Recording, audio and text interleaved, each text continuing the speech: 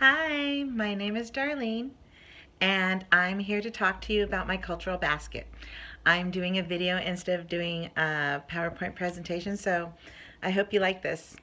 Anyway, I'm going to begin by answering the questions from the cultural basket, and then I'm going to tell you my 5 cultural artifacts, okay? So here we go. The first question is asking me, how do I represent my ethnicity upbringing and my ethnicity identity and upbringing? I'm sorry about that. Um, I am a Mexican American. Uh, I did not grow up in my culture a whole lot.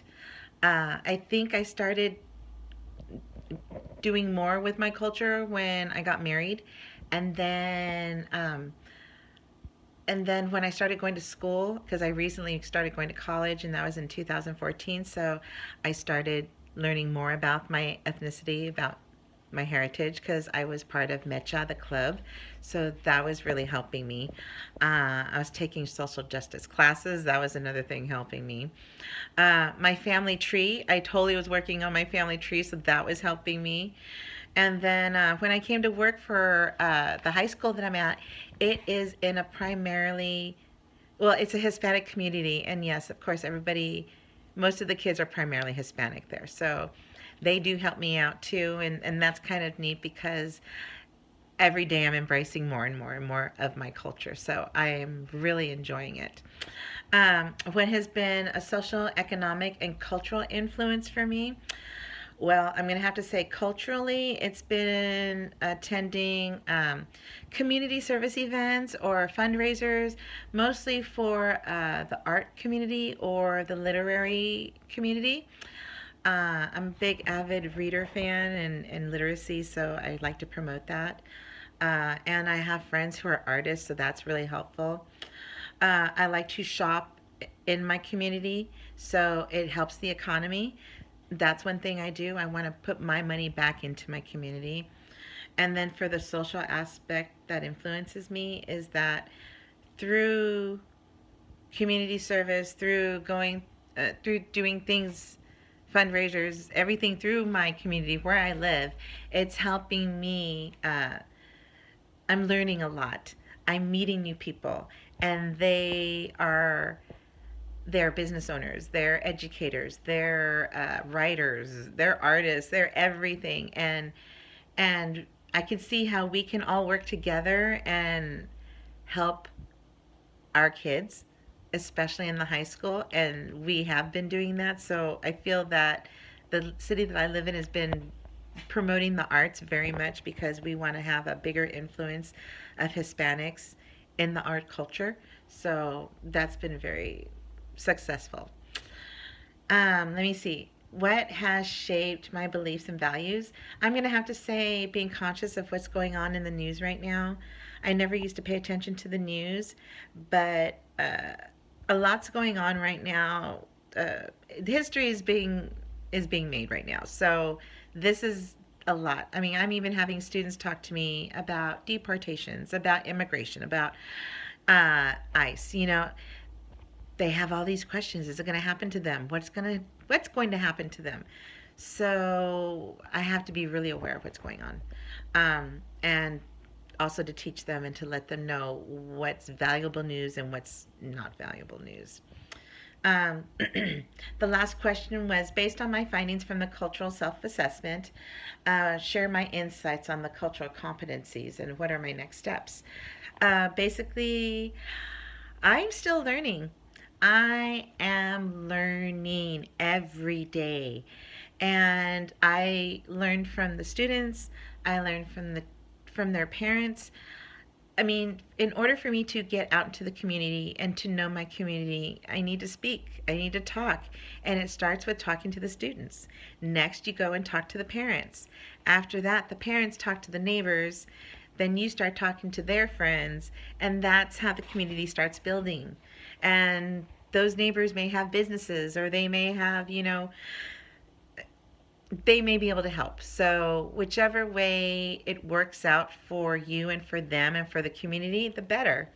So, and that is a tough part, especially when it comes to outreach, I mean, people are shy. They don't want to talk. But in order for you to get the help that you need, you have to talk. You have to outreach. You have to meet people. You have to network. And I have to say, learning a lot about myself has helped me learn pretty much about everybody else. So you have to know who you are in order for you to help others, basically. So that's what I learned about myself. So now I'm going to talk about my cultural artifacts that I have. One of the things that I was talking about was art. So I'm in my kitchen right now, and I do have a lot of art in here. I have Mexican American art, Chicano art, local artists, really, and I like to promote them. I like to have them in my home. I feel that the warmth it brings contributes to the kitchen and what it provides, because this is a place of warmth. This is where you come to break bread. This is where you make the bread. This is where the family gathers to share. And I did incorporate that into my art, because I have a picture of my mom and her sisters with my grandma, and they're in the kitchen. And then my husband, I have a picture of his family. It's his grandma and her sisters in the kitchen. So, and that's a generation before. So it doesn't matter if you're Hispanic. It doesn't matter what ethnicity you are. The kitchen brings warmth. It brings the people, it brings the family together. And that's part of me, and I love that. So, and that was first. So my second thing is books. Books help make me who I am, because I am a librarian. I want to become a teacher librarian. So I am always looking about my culture. I'm looking at how these books can represent my kids at school. So I'm always looking. And I'm going to go to my third thing. It's not necessarily cultural, but it's something that makes me who I am, and they are my gnomes. I don't just keep them outside, I also keep them inside. I don't know why I like gnomes. I see them and I see them small and mighty. So I kind of think of myself as that way too, because I am short and I'm persistent. So I'm small and mighty. And that was number 3. Number 4 is my faith. I have my wall of my crosses here because I do have my faith. I believe in God. I believe in Jesus Christ. I grew up as a Catholic. I don't necessarily practice Catholicism at this time, but I still believe in God.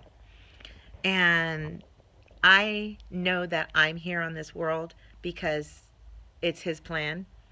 I know He knows what's going to happen to me. I don't. I'm just here to live it, and I'm fine with that.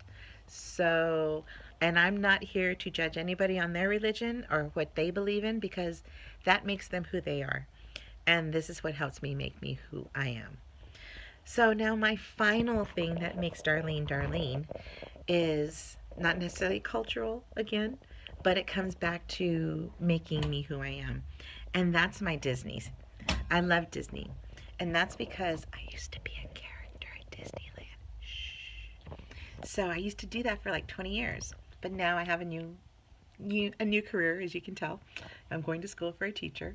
So, but I have like all my memorabilia from when I used to work at Disney, all my recognitions and all that. So that kind of helps me.